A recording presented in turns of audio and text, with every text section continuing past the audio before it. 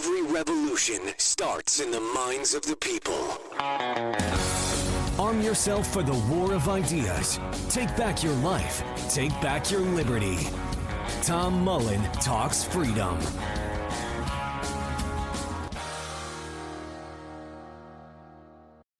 Hello, everyone, and welcome back to Tom Mullen Talks Freedom.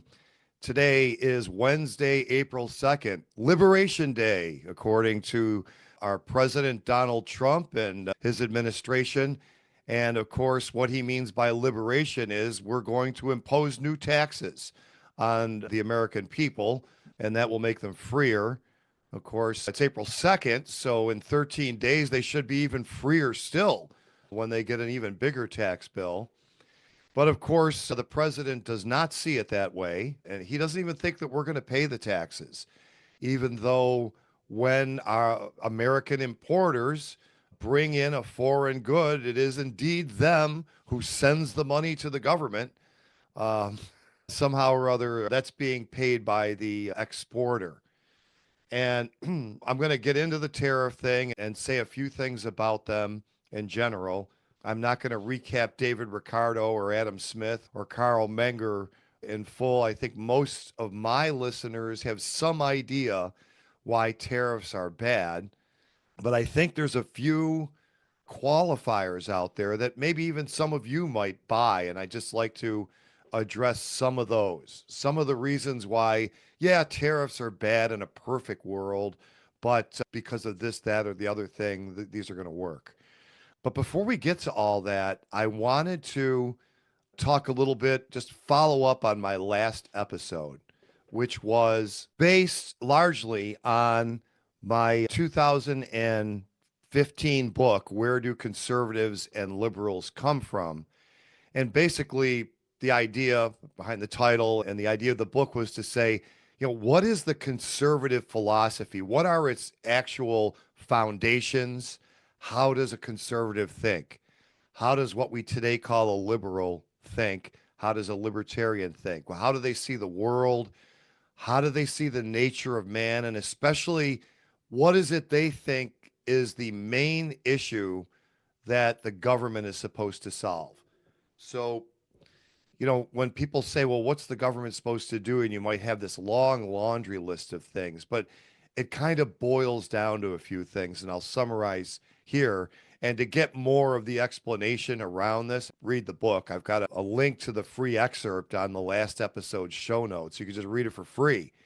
The part that tells you about this part of it is all there.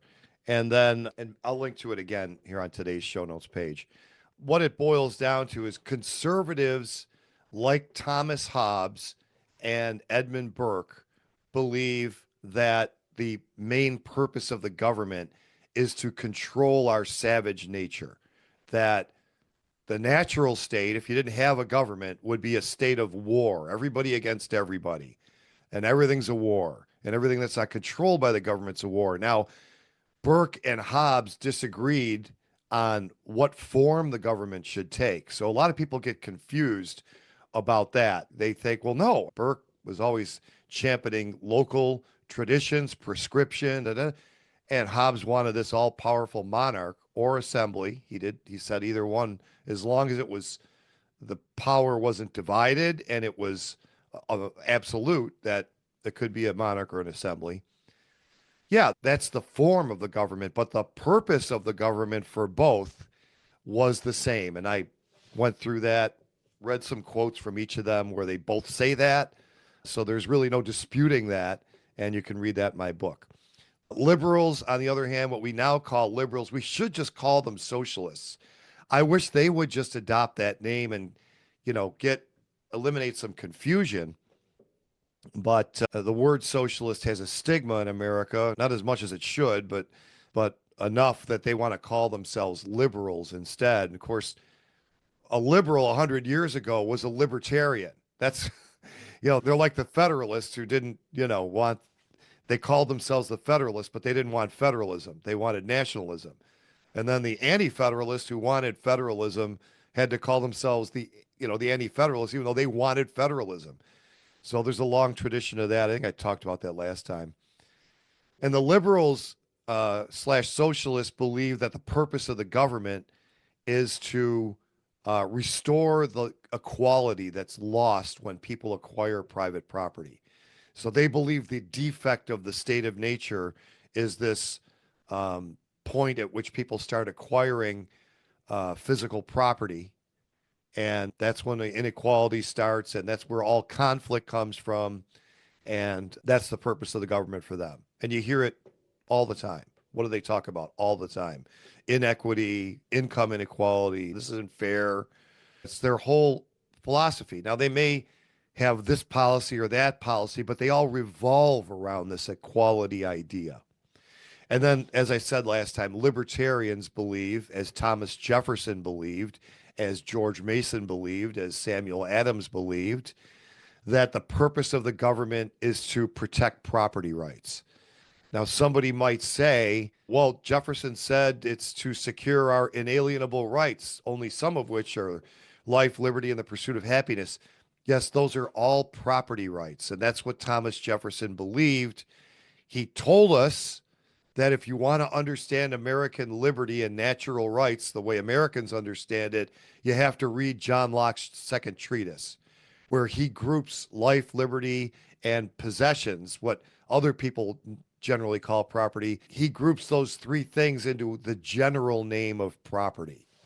And he said it much better than the founders did. They created a lot of confusion by breaking property out into these myriad rights, and all of a sudden healthcare gets mixed in with them. So anyway, I don't want to spend too much time saying the same things I said in the last podcast, but that's kind of a recap. And as I said, because conservatives believe that the natural state of man is a state of war, they view everything that the government isn't controlling as a war, including economic affairs. Economic affairs are a zero-sum game. There are winners and losers. And what did Donald Trump campaign on the first time around? We never win anymore. And he was talking about international trade. So to him, it's a war. Somebody's got to win. And our stupid previous leaders with their free trade policies were, we were losing the war because they were so dumb. And only a very stable genius like Donald Trump could get in there and make the trade deals right or manage trade correctly, whether that's through some deal or not. And I'll remind people, as I'm throwing stones at the absolutely idiotic ideas of Donald Trump, I did vote for him, and I'm not sorry I voted for him, because the alternative, Kamala Harris, was worse. So no matter what I say about Trump, and there isn't going to be much positive in this episode, he does have some positive instincts, and he's done a few positive things. This is all negative. It's just no upside here. So there's that. So, but in order to win the war that is international trade, of course, Trump believes that you have to have positive trade balances. Now, I don't want to get into the technical part of this. There's a difference between the trade deficit, the current account deficit, and it is a problem that across the board indefinitely, we have not just a trade deficit with this or that country, but with the rest of the world. Okay. So we're exporting to them, or they're exporting to us their goods and services, and we're giving them dollars that we just print up out of nowhere, out of nothing.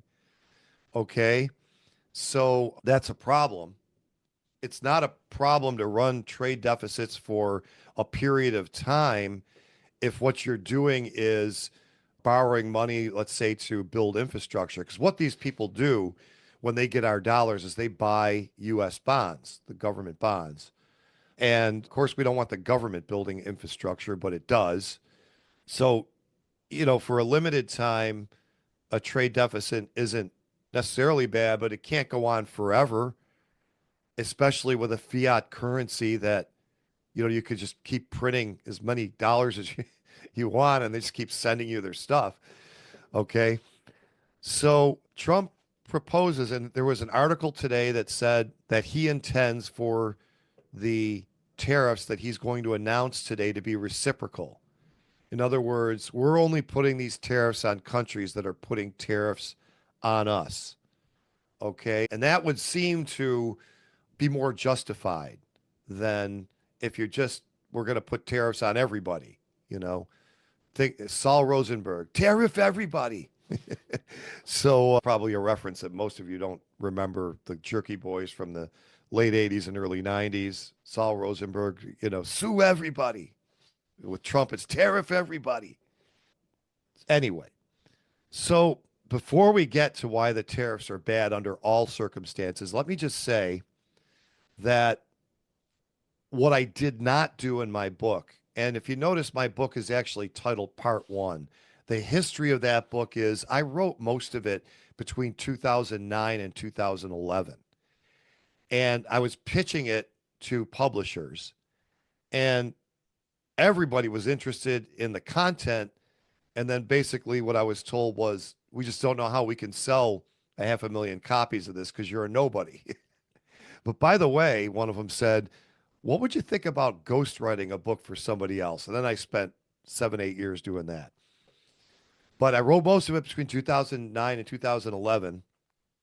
And then it was in front of another publisher. And when you pitch books to publishers, I became a publisher after that. But it goes through several stages. It's almost like pitching a record company on your album. If any of you musicians out there have ever done that, you get the person who's heard it first, and then they take it to a meeting. And if it gets past that meeting, they take it to a bigger meeting. And if it gets past that, it's like the last decision maker approves it to go ahead with a certain budget. And I got through several layers with several publishers. And then the sticking point was always that I didn't have, quote unquote, a big enough platform. So you can help me with that for if I ever do that again, which I don't know if I will, help grow my platform by liking this podcast, sharing it with your friends. Make sure you subscribe to the YouTube channel, to the audio podcast on Apple or Google or Stitcher or wherever, and sign up on my website, tommullentalksfreedom.com. You should get a pop-up offering you a free copy of my book. Not the one we're talking about today, but what's it called? It's the Fed Stupid. That's the one I'm giving away right now. You got to sign up on my email list and you get awesome emails from me. I don't bombard you. Generally, letting you know there's a new article, there's a new podcast, or something of note happened today. And I don't want to write a whole article, so I'll just write something to my readers. Anyway, so do all that, please. Do some of it. Do any of it. Help me out here. Grow the platform. Let people know about the content you like here if you're tuning in every week. So anyway, I write this book. And originally, the first chapter of the book talked about George Bush because he was still in office. And then I had to update it as I went along. And I think the version that I self-published it talks about Obama. So and I think it calls him our new president. So you could tell the book's a little dated, just that first chapter. But that was just a chapter to kind of introduce the topic. So what you get in the free excerpt is the part of the first chapter that kind of sets up the thesis. And then chapters 2, 3, and 4 really give you the meat and potatoes of how do conservatives think, how do liberals think, how do libertarians think. Okay. And then what happened in 2015 when I got this offer for my first ghostwriting job for a book that ended up number 3 on the New York Times best-selling list, by the way. I subsequently wrote 2 number 1s. Yes, I did. True facts, not even alternative facts. But so 2015, I updated it again and just threw it out there, self-published, thinking like, this is going to take up a lot of my time now, and I'm not going to have time I want to get this book out there. I wanted it in some form. So, also the other thing about the last thing I'll say about the book is that in order to make it appealing to the commercial nonfiction market, which is what I was pitching it towards, Rand Paul's books and books like that, I had to fluff it up a little bit. None of the facts are watered down at all. None of the philosophy, but it had to have a little more, happy yippee stuff in it. So I'd love to go back and rewrite it someday as an academic book and then write part two. And so with that long intro, what I didn't do in that book, but I would have done in part two, is just tell you why I think that the conservative and liberal socialist ideas about government are wrong. They're not even consistent internally. And briefly, it's this. So conservatives have this view of man that he's just completely unredeemable. And I think I said it, it kind of dovetails with their religious beliefs. They seem to have heard the part where Jesus told us we're sinners and called even Peter Satan at one point, but they weren't listening or they were absent the day he said, we're the salt of the earth and the light of the world. Okay. So, and that he loved us and that, that whole part of it, they don't seem to have got that, right? We're just terrible. And only, repentance and everything can save us. So I don't want to get into the religious part of it, but it does dovetail with the conservative view of man that he's just a savage left alone. And like libertarians don't believe that. Libertarians do believe he's capable of that savagery. I mean, we acknowledge reality, but we acknowledge the reality that man does great good. Even in the absence of government force, man is charitable. Man is productive. Man will engage in voluntary trade, even when there's no ruling force there to compel him. And we know this because there's caves full of thousands of spears from the hunter-gatherer period when there were no governments, so to speak. Excuse me. Getting over a cold, as you probably have surmised by now. So I think the libertarian view is more realistic. And we'll get to the liberal view in a moment. So what the libertarians say is the purpose of government is not to be pacifist. It's to use force. And whether or not there's an actual state or a capitalist system, what do those competing firms do? They use force when necessary to correct violations of property rights. But they don't use force to regulate all human behavior. That's the difference between a libertarian and a conservative. A conservative thinks that anything not regulated is going to go badly. Okay. Now, a lot of people might say, you know what, Tom? I think the conservatives are right about their view of human nature. I think man is a savage. And in the absence of force or the threat of force, if he does wrong, he'll always violate property rights. He'll always break his contracts.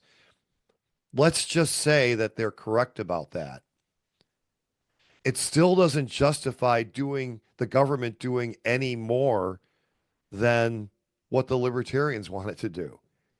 So if man is this savage and fallen and terrible, the government still should be doing the same thing. They should be punishing property rights violations, and they should otherwise leave him alone. You certainly don't want to go in and punish productive trade, okay? But conservatives do all the time. I mean, the regulatory state was mainly built by conservatives in theory, and then it just, FDR ran wild with it for the New Deal, but pillars were all there, from the end of the Civil War through Herbert Hoover. Herbert Hoover did the New Deal. So, he's known as the free market guy, just wanted to leave everything alone. Read Murray Rothbard's America's Great Depression. Every pillar of the New Deal was there during Hoover's, from the time the Depression started till Hoover left. And then, like I said, FDR just went berserk with it. So, in fact, FDR ran criticizing Hoover's spending, and then he went and spent like crazy. Reminds me of another president we know, by the way, who wants Thomas Massey kicked out of the Republican Party and primaried because he objected to a bill that raises spending at the same time that supposedly Elon Musk is finding all these cuts, but we're still going to raise spending. So what's the point, right? Okay. So that's why I think conservatives are wrong, because even if their view of human nature is right, it doesn't follow that the government should punish or use force against innocent action. So, and what you'll hear in objection to libertarians all the time is, oh yeah, if everybody did the right, no, if everybody did the right thing, libertarianism will work. No, libertarians don't assume everyone's going to do the right thing at all, ever. Okay. They assume that very often people will violate each other's property rights. And when that happens, force should be used. That's what libertarians think. That was the classical liberal society that the Jeffersonians built in the 19th century.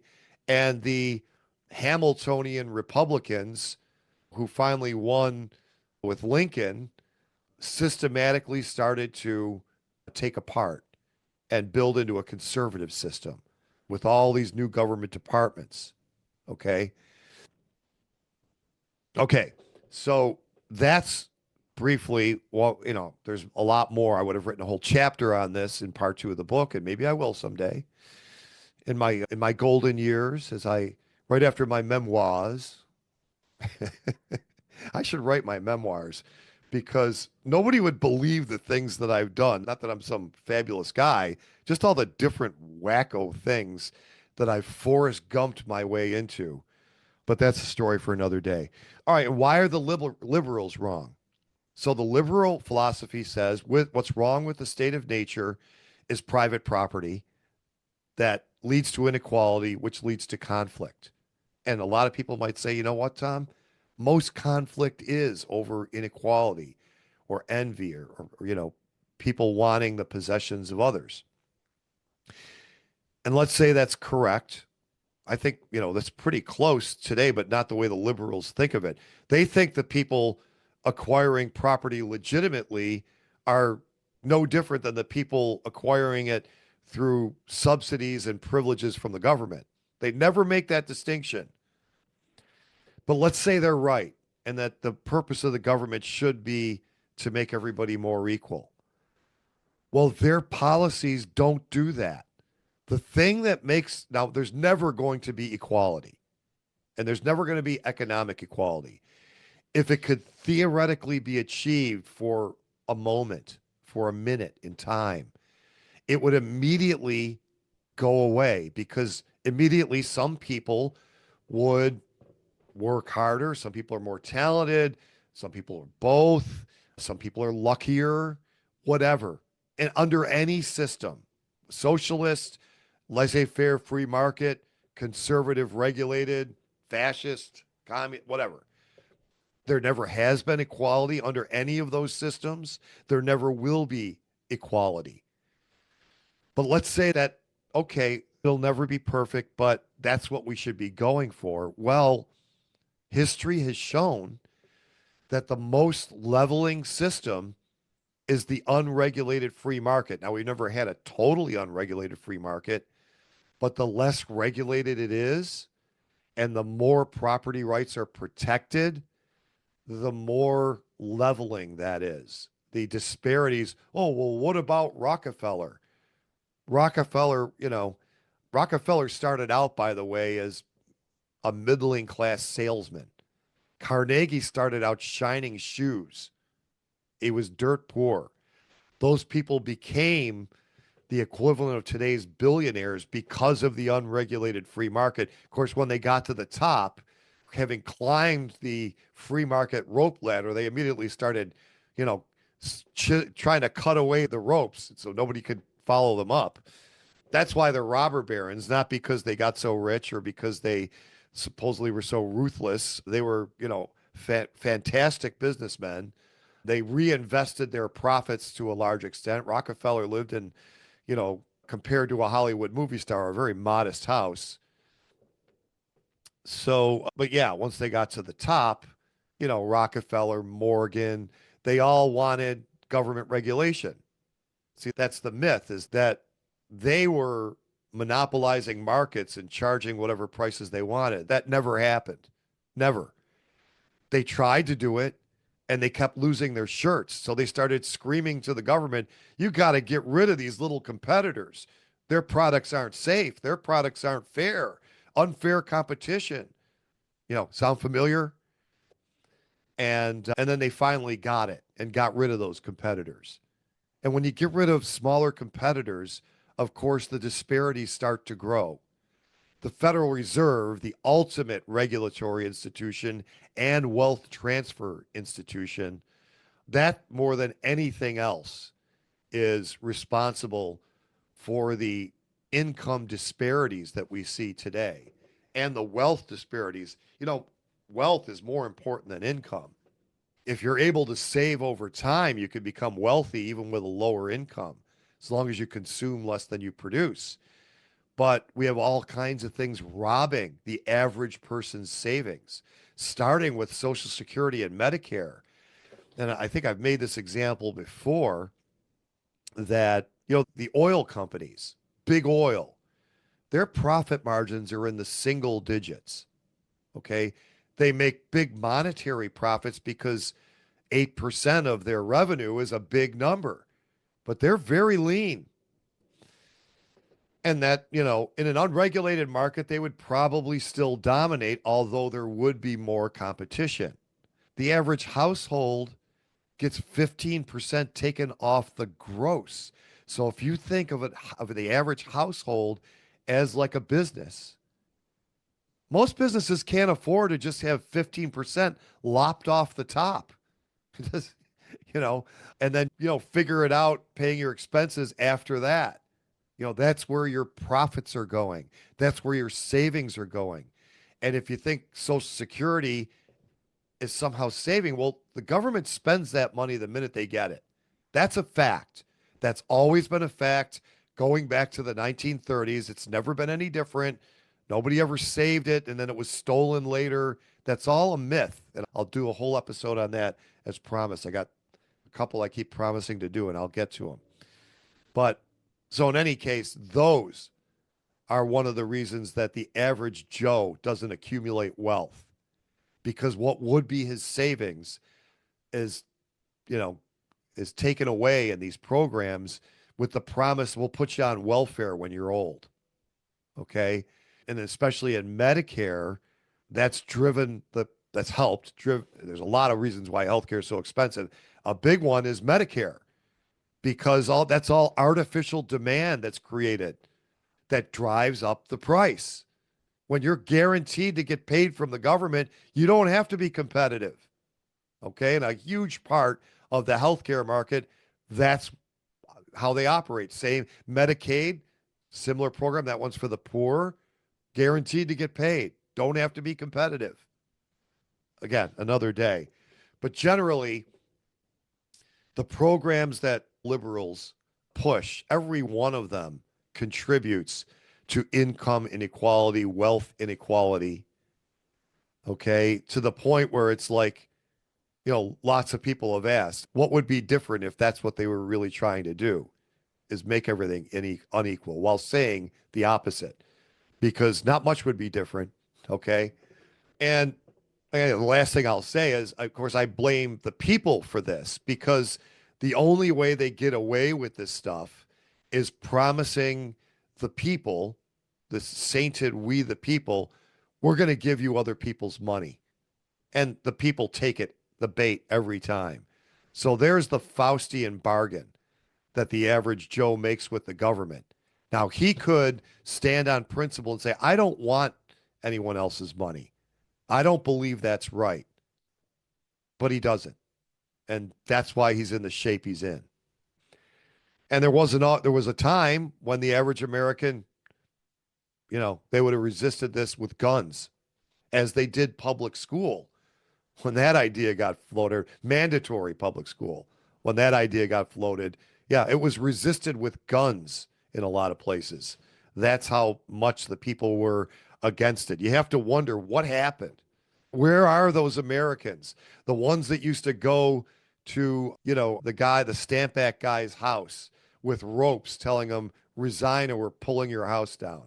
What happened to those people? I guess now they're keying Teslas because Elon Musk is pretending he's cutting spending.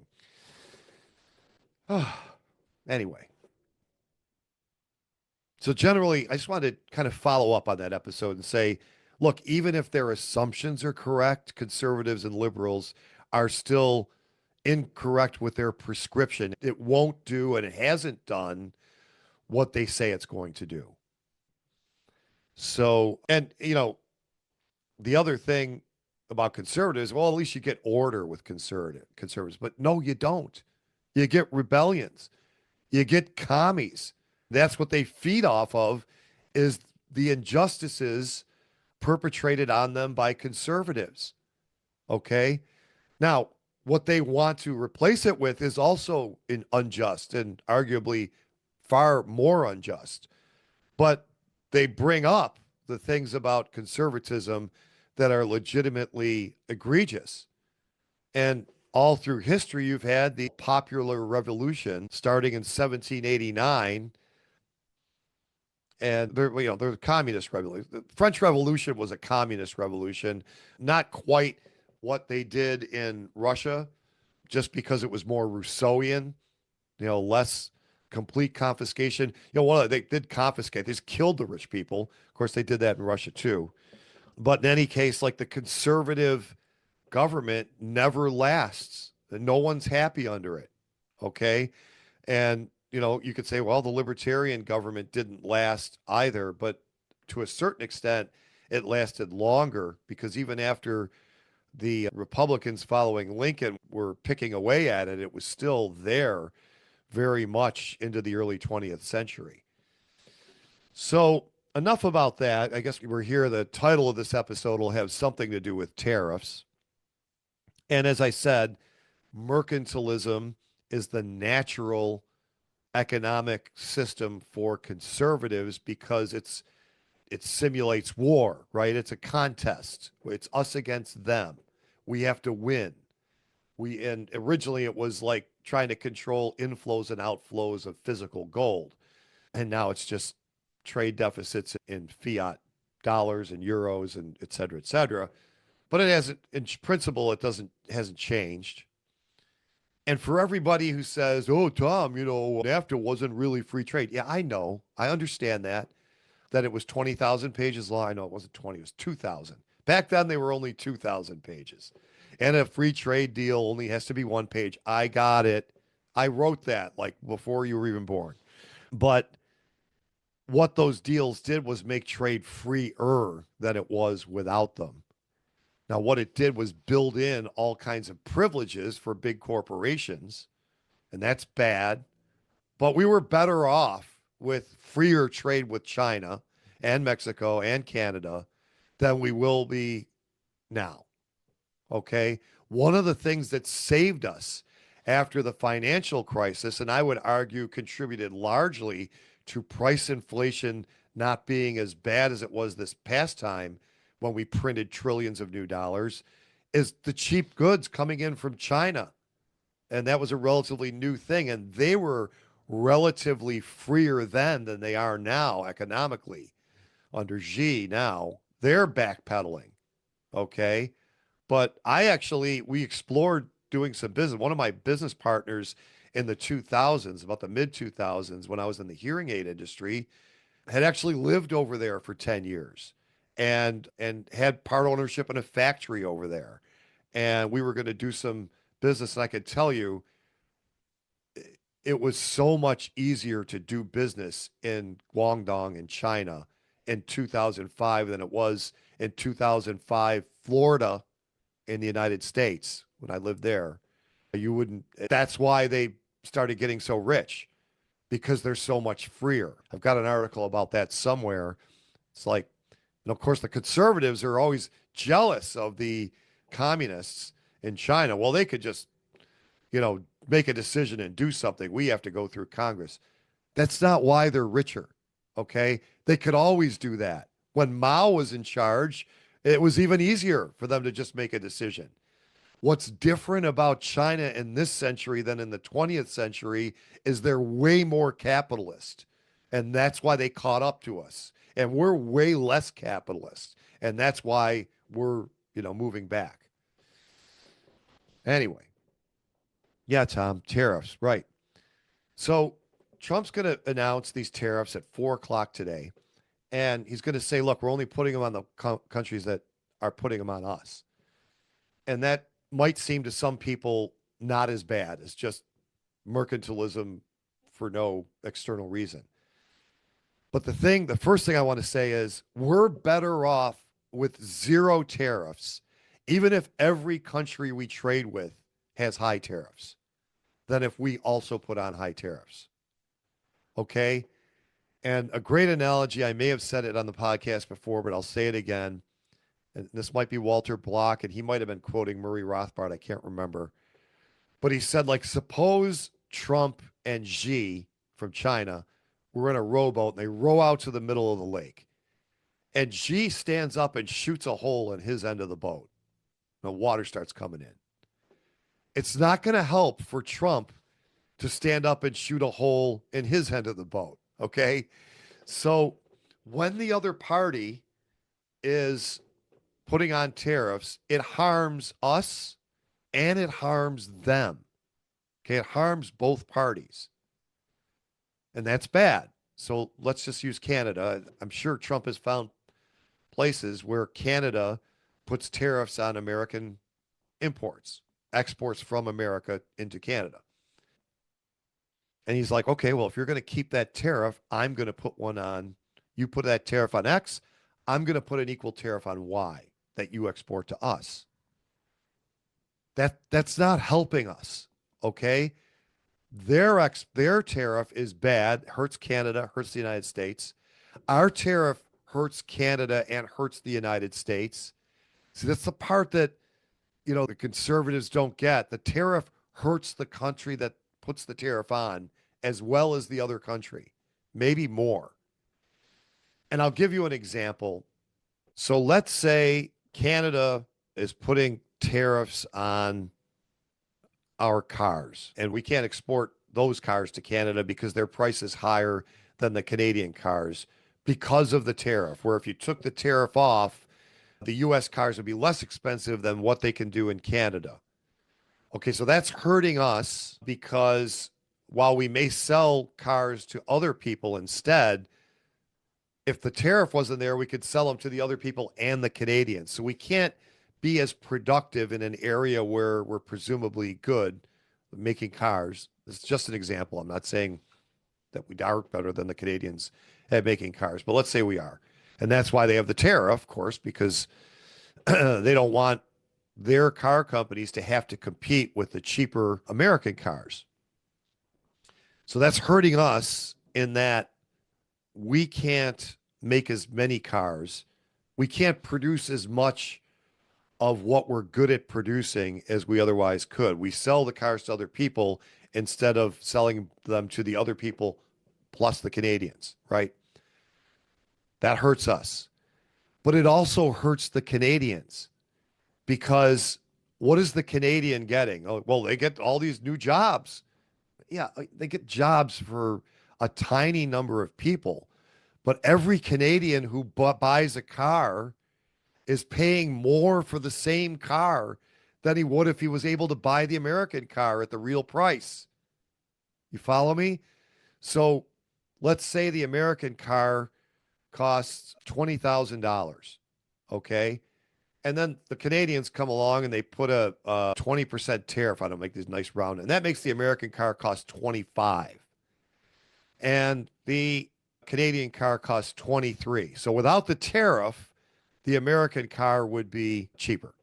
Okay. And the Canadians would buy that car for 20,000 instead of spending 23 on the Canadian car. But because of the tariff, now the American car is 25. So just pretend you're that Canadian. Okay. And you've got $50,000 and they put the tariff on, and instead of 20,000 for the same car, you got to pay 23.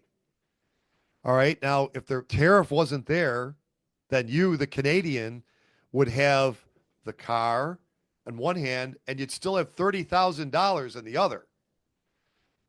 But now with the tariff, you have the same car, but you only have $27,000 left, right? Because you paid $3,000 more for the same car that you would have without the tariff. Okay, now the number of people who get a higher paying job in a car factory in Canada because of that tariff is a rounding error compared to the number of people who are substantially poorer because they had to pay more for the same car and don't have that $3,000 to spend on something else. And by the way, that $3,000 that used to be spent at Canadian restaurants, Canadian department stores for clothing, to Canadian what, that doesn't get spent anymore. So someone else in Canada is losing their job. So this person at the car factory can have a job that the Canadian government now says, look, we created this $75,000 job, middle class job. Great. Yeah, but you just put like 20 people out of work, right? So it's it doesn't work. It hurts Canada arguably more than it hurts the United States. The status quo now, before Trump, puts the tariff on. Now, when Trump puts the tariff on our whatever it is that we export to Canada, let's say it's washing machines.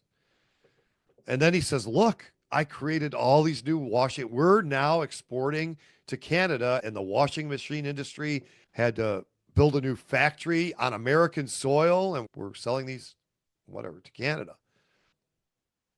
But it's the same thing. Now, they used to buy the Canadian washing machines from Canada. I don't even know what they cost. I haven't bought one in so long. So say they're $1,000. Okay.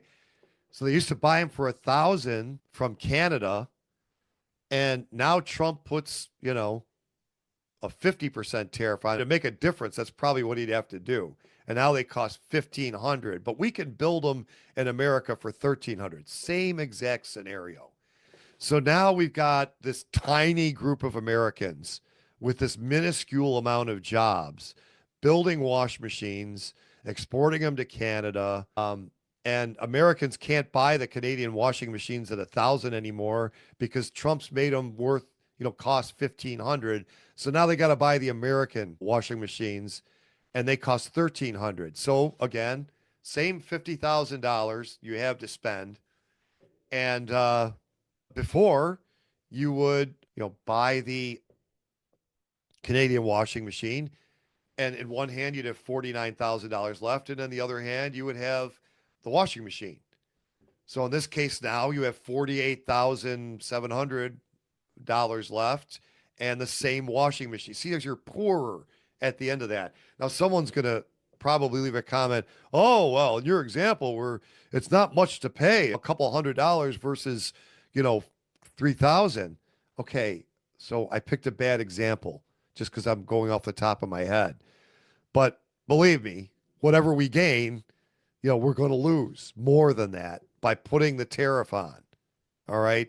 So now, like I said, Trudeau had shot a hole in his end of the boat, years ago, when they put the tariff on the American goods. And now Trump's going to stand up and shoot a hole in our end of the boat. So that doesn't help. Now, Canadians and Americans are even poorer than they were when just the Canadian tariff was there. Now, there is like a visceral satisfaction. Oh, yeah, you did that to us. Well, here's this. I always hear like the French knight from Monty Python and the Holy Grail. Now go away before we tax ourselves a second time. That's what we're saying. When we're going to put tariffs on you, we're just going to if you do that again, we're going to tax ourselves even more. It's just not, it doesn't make any sense. I know superficially it might, seem like it makes sense, but it doesn't. Okay. All right.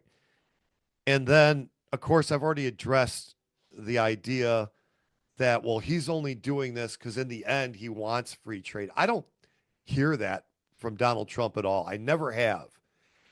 And I never heard he says like the NAFTA was a terrible trade deal, but and that he was going to make a better one. And by the way, USMCA, the trade deal that Donald Trump signed, it's like he took the word file for NAFTA, did save as, and gave it a new name. From what I've seen, the only difference in it is that there's something about truck parts under some ridiculous set of circumstances where the tariffs are imposed on truck. It was dumb. It did materially didn't change anything. So he signed the same deal. And that's probably his more free market guys in the administration saying, look, this thing, doing what you'd like to do with this is just going to hurt us. It's going to hurt your poll numbers when the results come in. Okay, which is why he backed off of the China tariffs in 2019, right before election year. Okay, because when he had the higher tariffs on them, manufacturing went into a recession. We had all these economic warning signals flashing recession. A lot of people think that the COVID lockdowns masked what would have been a recession. And I talked about that on a previous episode with an economist, so you could go back and listen to that for more on that.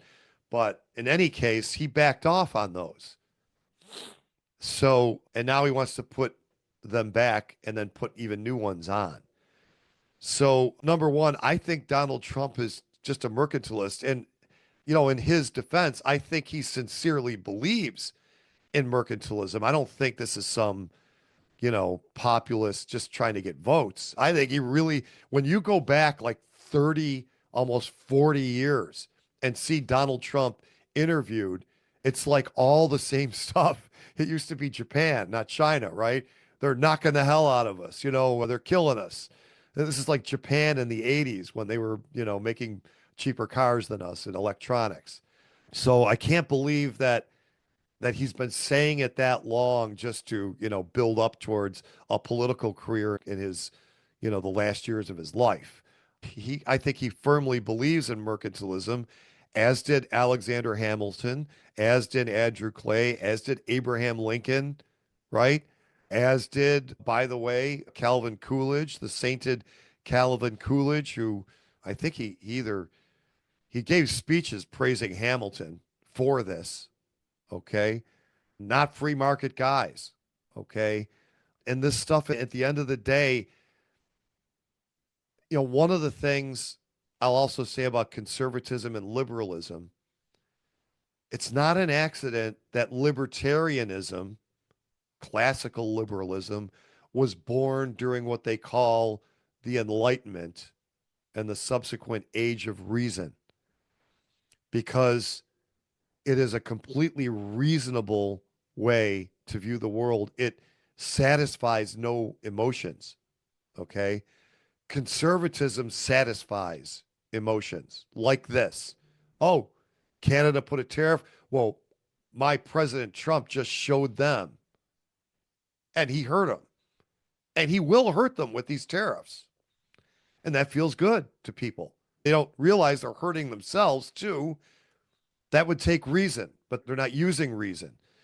Great quote from Roger Stone when he was on Judge Napolitano's show. If people voted based on reason, Rand Paul would be president. Yeah, that's what he said. He's absolutely right. Liberalism, as defined today, socialism, appeals to reason. It's not fair.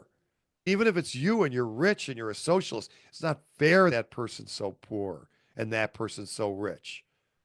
I want to do something that makes me feel good. And my problem with all this, you say, "Oh, Tom, aren't feelings important?" Yes, they are. And people should strive for happiness and to feel better. But when you're talking about political policy, you're talking about how violence is used. How and why is it going to be used? And it can't be done based on feelings. It's got to be done based on cold reason. And when you apply cold reason to how violence should be applied, then you come to the libertarian position.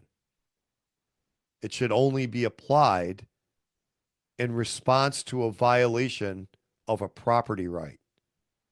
That could be a murder, that could be an assault, that could be a kidnapping, that could be some sort of coercion, forcible interference with someone's business, that could be stealing their money. Okay. We think of violations of property rights only as something to do with your money, your land, or your stuff, or your business. But it's not. Murder is a property right violation. It takes away something that belongs to somebody else, their life, takes away their property, their most important property, which is why it has the most serious penalty. And of all the crimes, murder is the one that there's no restitution for. And that's why some people favor the death penalty. I don't, just because the government's so bad at law enforcement. They only make an arrest in about 60% of the murders, and about 10% of those, they got the wrong guy. And then even when they know they have the wrong guy, they try to prosecute him anyway. So yeah, we can't let these idiots kill people. We could put a murderer away for a long time. Believe me, if we only put the murderers away and the people who committed violent crimes away, and then just addressed all the other crimes with some kind of restitution, we could close 90% of the prisons and still have plenty of room. And most people are in prison for something that it just doesn't make any sense. That's another subject for another day. But yeah, the conservative philosophy makes people feel better, and it appeals to their worst emotions. It appeals to their emotions for revenge, for warfare, aggression. Okay. And the liberal philosophy appeals to the emotion of envy, right? And the libertarian philosophy doesn't appeal to anyone's emotions. And you could say that's a flaw, but history shows it works. Okay. The more libertarian our society was, the happier more people were, the more productive they were. We had the Industrial Revolution in a libertarian setting, relatively to today, and became the richest, most powerful country in the world based on our libertarian foundation. And we've been chipping away at that since the dawn of the progressive era. But it took a long time to get where we are, and we still have some libertarian elements to our society. We still have the Bill of Rights. It's being trampled all over the place, but people still have some sense that it means, the Bill of Rights is very libertarian. What does it say? The government can't do this. The government can't do that. All these rights we have were already there before there ever even was a government. That's what the Bill of Rights says. Because the purpose of it was to limit a brand new government. Okay, if you want to have this government, that's fine, but you got to say it can't do this, it can't do that. Every state government has a Bill of Rights. That's what, the Bill of Rights was never intended to apply to the states. That's another subject for another day. I was arguing with somebody on Twitter, and the idea behind that was they didn't want the federal government to have any involvement with the way the states govern their own people. But getting back to the tariffs, they're gonna hurt. They're gonna make us poorer. They're gonna hurt the countries that have tariffs up against us. So the best solution would be that neither country puts tariffs on the other's imports. I shouldn't say puts them. I'm talking like Trump now. We're not putting tariffs on Canada. We're putting tariffs on our own people that import from Canada. Okay. And it would be better if neither us or Canada had tariffs on the imports from either country. But the second best solution is not reciprocal tariffs. That's the worst of all three. The second best is Canada has their tariff, dumb as it is, but we don't have any. We have completely free trade as far as their stuff is. That's the second best solution. And then the worst of the three solutions is that they have their tariff and we have ours, like reciprocally. That's the worst. Oh, and the last thing I wanted to say, as far as how much these tariffs are, so when you talk about tariffs with Canada that has similar regulatory and labor union conditions as us, a 25% tariff might make a difference. This is another major point. When you're talking about Mexico, it's not like, 25% is going to make the difference between buying that good from Mexico and buying it from Canada. I would imagine that labor costs are at least as high in Canada, maybe higher than they are in the United States. So that's an element of the price of the product. It's not the whole price. But when you're talking about Mexico, I remember when Trump was trumpeting this deal he made with Carrier back in his first term, and they interviewed the CEO from Carrier, and he basically said, "Look, we were already planning on moving that factory back for reasons X, Y, and Z." And they said, "Well, are you going to pay higher labor?" He said, "Oh, yeah." And he says, "Well, how?" The interviewer is saying something to the effect of, "Well, how are you going to, you know, how are you going to deal with paying twice the labor costs?" He goes, "It's not twice. It's something like 1/8 or 1/10 the labor cost in Mexico." So let's say in America, it's $20 an hour to employ somebody with all the benefits and everything. And that comes out to 80, whatever it is, 83, 84,000. That labor cost in Mexico would be $4 or $5. Okay. So it's a big, huge. And this is why American manufacturing output always increases. We're not making less stuff than we used to. We're just employing less people. And there's some things that are harder to automate than others. And the things that are harder to automate, that's what's gone overseas. And the things that are easier to automate has come here. So, or stayed here, I should say. So, like when you're talking about China, just think China, let's talk comparable advantage for a minute here. Why does America export so much agriculture to China? And why do they export so many manufactured goods to us?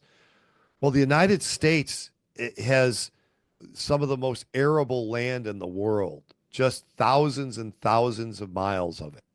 China has an extreme dearth of arable land, even though they're a big country, 4 times the size of the United States.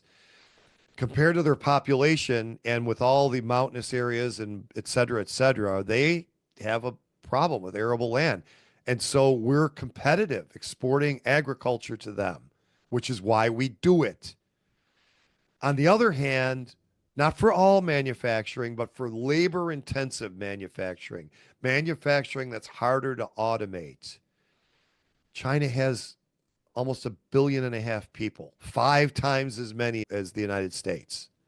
So they have this huge supply of labor that is always going to be forcing the price of labor down. Okay. A 20%, 25% tariff is not going to be enough for markets like that, like Mexico and China.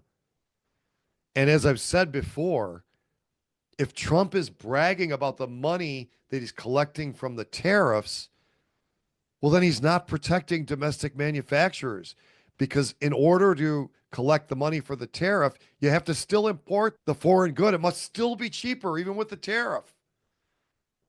So we're not going to replace the income tax with tariffs and also protect or create new domestic manufacturing. That's impossible. The tariffs have to be high enough that you don't buy the foreign goods anymore. Therefore, you don't collect the tariffs. Now, he says, well, America used to just have tariffs. That's all the federal government lived on. Yeah, when the federal government spent 3% of GDP, now it spends like 25%. That's why we need an income tax. Well, you don't need it. That's why you need it to pay for all that. Okay, cut the government back down to 3%, where the military is, I don't know, a third the size it is now. And It's still by far the biggest expense. That's how it used to look back then.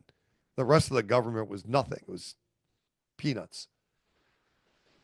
So, you want to get back there? Yeah, you could do it with the tariffs we collect now without even Trump putting on new ones.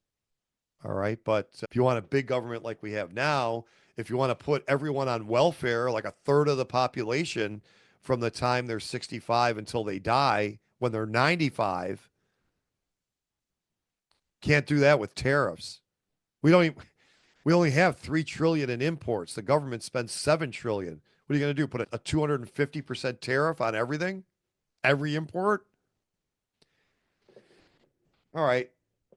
So that's some thoughts about tariffs. I'm not saying this is an economic treatise and covers everything, but the main points you should realize is that Canada or any country putting a tariff on U.S. exports going into their country hurts America. Yes.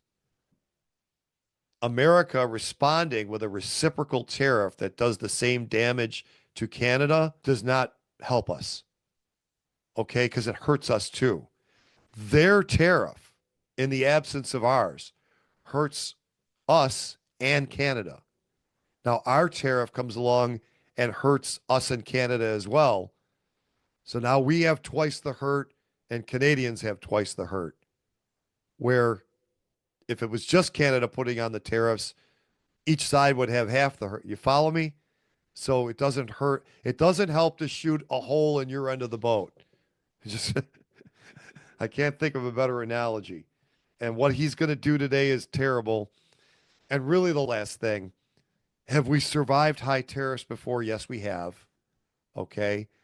Again, back when there were no other taxes by the federal government and there was no New Deal regulatory state, there wasn't even the Republican regulatory state that preceded the New Deal, all those departments.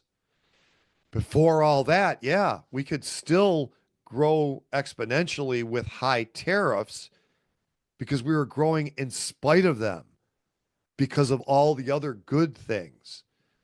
Now we have all that other bad, and we're going to add tariffs on top of them.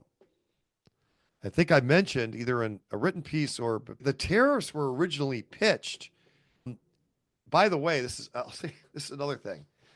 So the tariffs, Trump pitches them, and all of MAGA pitches them as like for the working people, for the jobs, for the manufacturing jobs, right? But back when the income tax was first proposed, the income tax was proposed to take pressure off the little guy who had to pay. Tariffs were seen as robbing from the poor to give to the rich. It protected the business owners. But because all the regular schmoes had to pay higher prices for those goods, it was seen on a tax as a tax on common people for the benefit of the wealthy. And they said, oh, the income tax, we're only going to tax the wealthy with the income tax. They certainly saw you coming with that one, didn't they? And of course, the people jumped at the income tax because they're envious and wanted to get back at the wealthy. Oh, you're only going to tax the wealthy and you're going to lower the tariffs and make my stuff cheaper? I'll take that deal. And then they put the income tax on everybody. Not even that long later. It was not very long. And plus, they killed the dollar. They went off the gold standard. So the dollar started depreciating. So even if you didn't qualify for the income tax before, you have like tax bracket creep, which happens with monetary devaluation. When you print more dollars and prices, your income eventually goes up and then you start paying the income tax. So they totally bait and switched everybody. But in any case, in principle, when it started, the income tax was supposed to be a tax on the rich so you could take away the tax on the working man that was protecting the business owner. Now they're pitching it as the opposite. Now we're going to keep the income tax and we're also going to get back the high tariffs. But now they're supposed to be for the working man when that's not, like 100 years ago, that's not even what the same party was saying. So just all bad. It's just so, we've survived tariffs before under much freer circumstances everywhere else and much lower tax circumstances everywhere else.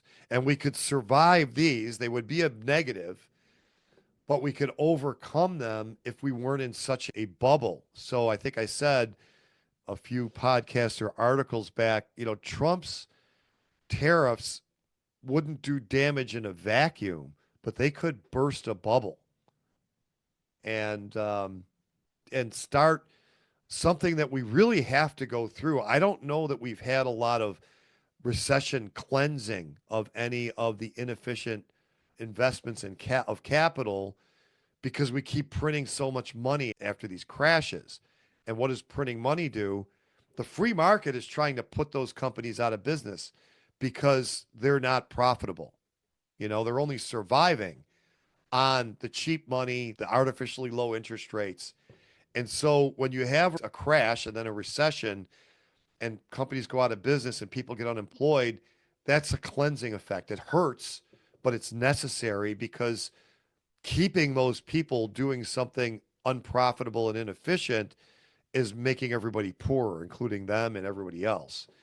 So the recession is trying to relocate those people to productive ends. And that process has not been allowed to fully complete any time this century. It wasn't allowed after the dot-com bubble burst. It wasn't allowed after the 2008 financial crisis. It wasn't allowed after, the COVID artificial crash and lockdown. So because it wasn't allowed, a lot of zombie companies have been kept alive. And sooner or later, the piper has to be paid. So I'll leave it there. We'll see what happens. We'll see what happens today at 4. Is he going to back off again? Because the uncertainty is not helping either. But long term, these are going to hurt. We're going to be worse off for them. And we'll leave it there today. Thanks everyone for listening. Again, don't forget to subscribe, share this podcast, and I'll see you next time. The war of ideas has only just begun. Arm yourself with the knowledge you need by heading to TomMullenTalksFreedom.com and subscribing to our email list. And remember, every revolution starts in the minds of the people.